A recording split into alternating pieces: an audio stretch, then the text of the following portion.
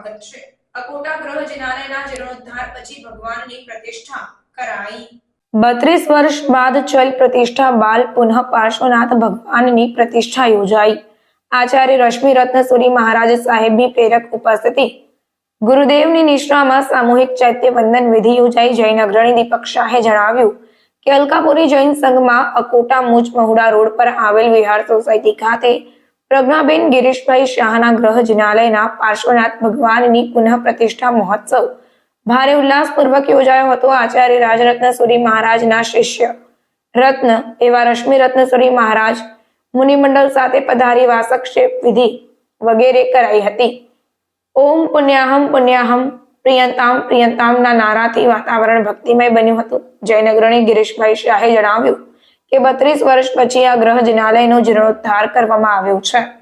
ભાવિક ભક્તો દ્વારા ગુપ્તદાનનો ધોધ પણ વહેવડાવવા માં જૈન અગ્રણી દીપક શાહે જણાવ્યું હતું।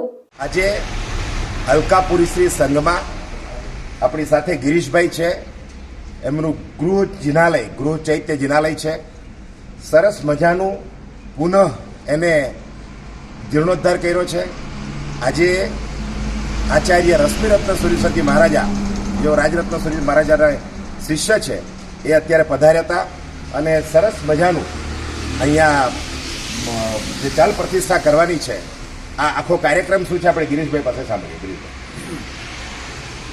આજરોજ 32 વર્ષ પછી અમારા દેરાસરનો અમે જીર્ણોદ્ધાર કર્યો છે અને આખું દેરાસર નવું બનાવ્યું છે।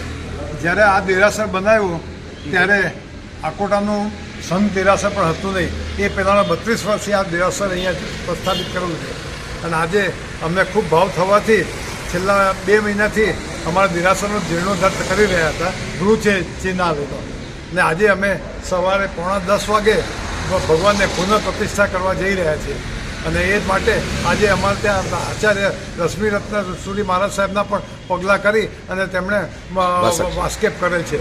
બોલો જીને સાસ।